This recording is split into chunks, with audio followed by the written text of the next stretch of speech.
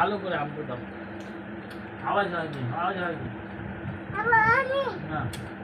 আওয়াজ হয়নি। এবার এবার শুয়ে হাম্পু দাও।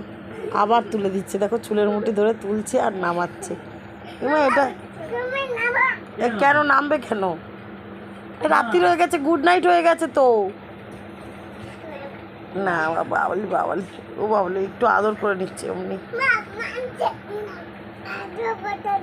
নাক দিয়ে ফোঁটা হবে, বাবাকে বললো ফো করে দিতে।